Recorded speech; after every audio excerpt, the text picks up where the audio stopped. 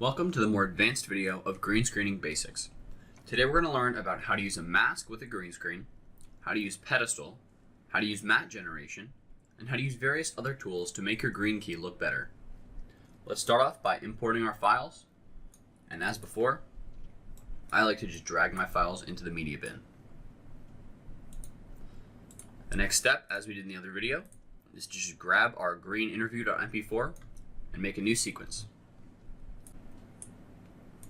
Take that top video, bring it up one layer so you have room for your second video. Take your second video. I'm just going to grab the video portion without the audio, drag it directly under the green screen interview sample. I'm going to zoom out a little bit here. Just drag the end of the background video and make it about the same length. What else should we do before we start to green screen? Let's play through the video and see how it looks. And that's good. World growth. I'm going to hide the top video, and as we can see, the aspect ratio of the bottom video is not the same as the top one. I'm going to very quickly just scale it up and select controls just so it fits the whole frame and looks better. And then I'm going to unhide my top video. Okay, so now that all of our videos are imported and in a sequence, we can start doing the green screen. Now, contrary to the previous video, we're actually not going to start with Ultra Key. We're going to start with the pen tool.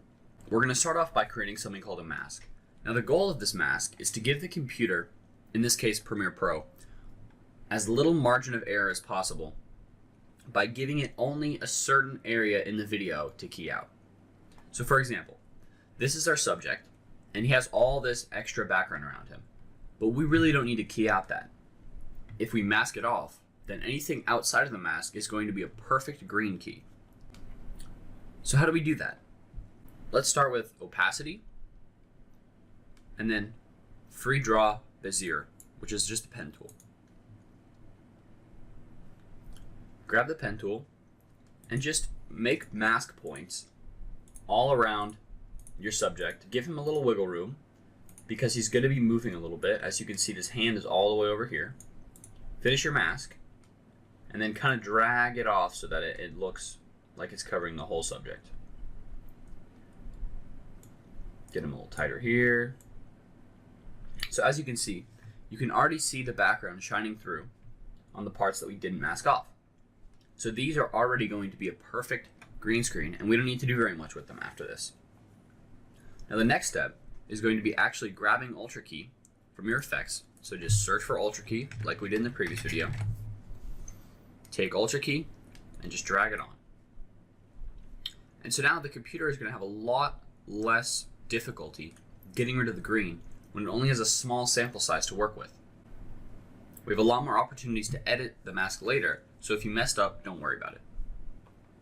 Now that you've added Ultra Key onto the subject video, go back to Effect Controls, scroll down to Ultra Key, and like we did in the previous video, grab the pen tool and click on the green part.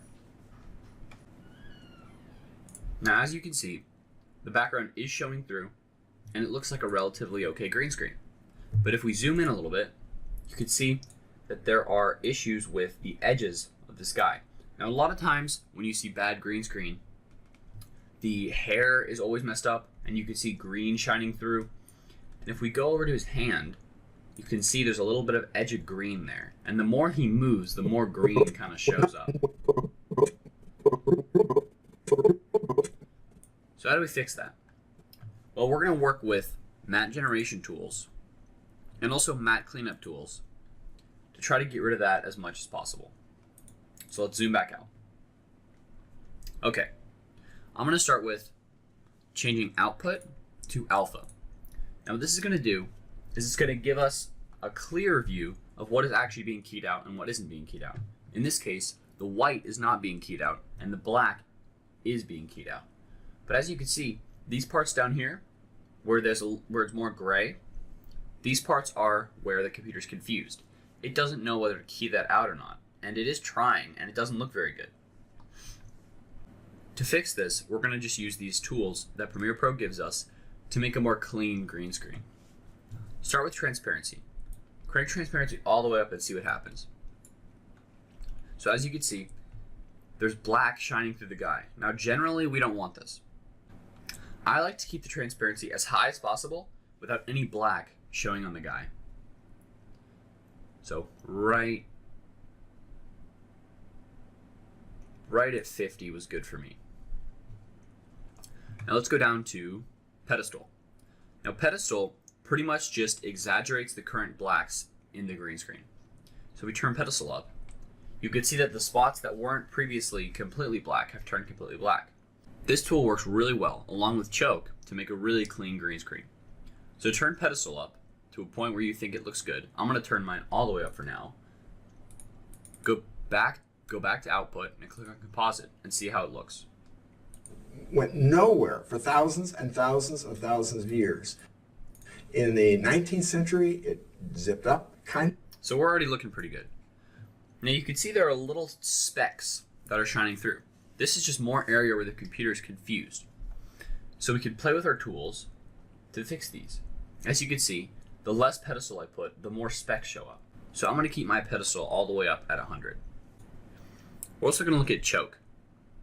Now what choke does is choke just tightens the line around your subject. So if we turn choke all the way up, you can see our subject gets smaller and more compressed. Now I generally like to use a lot of choke because it makes the lines and the edges super clean. But the problem with using a lot of choke is, as you can see, his fingers are misshapen now and don't look good. So I like to keep choke at a point where you can see his fingers and they're not misshapen, but it's as high as possible. So let's go to a point where we can see his fingers. There we go. Okay. So take choke, bring it up, see what happens, bring it down, see what happens. I'm going to keep it right around here. Change back to composite, see how we're doing. And then in the 20th century, it made another inflection, and now we're going to move into the big inflection point. So I make a big... Okay, so as you can see, there are still some issues with this subject. There are these weird pixelated dots around the edges. Now there are a few ways we can fix this, but I'm going to start with transparency. Our transparency was a little too high earlier. So I'm going to bring it down, just so where you can see the subject being keyed out and the background doesn't show up. I'm also going to look at contrast. Let's turn contrast up, and as you can see, it smooths out those pixelated lines. So I'm going to keep my contrast at 100. Now it's not perfect yet. I'm going to go back to choke and pull choke in a little more. As you can see, the background comes a little closer to the subject, lets you see less of the background and more of the subject. Okay, so the final thing we're going to do to make a clean green screen, go back up to where we made the mask. It should be in opacity and blend mode.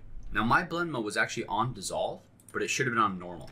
So if your blend mode is on dissolve, change it back to normal, and that'll clean up the lines immediately around your subject. As you can see, there are very clean lines all the way around the subject. Everything is very clear, and he's really, really sticking out from the background. So let's zoom out and see how the video looks. In a good part of the rest of the world, you are going to see high per capita incomes. I put it this way. We ended the 20th century with more than half of the world being poor. We will end the 21st century with most of the world will be modestly rich. Now, one more thing I'm noticing is his skin color looks a little bit too orange for me. Now, this happens a lot when you're trying to light the green screen properly. It ends up bleeding over to your subject. So this is a very easy fix, and all you have to do is go to color correction, saturation, and just take the saturation down just a little bit. If we take it all the way up, we can see it makes him really orange. If we take it all the way down, we can see it makes him black and white. We're starting at 100, so I'm going to take mine down to like 80. And that looks more like a person. This concludes the advanced video of how to use a green screen in Premiere Pro.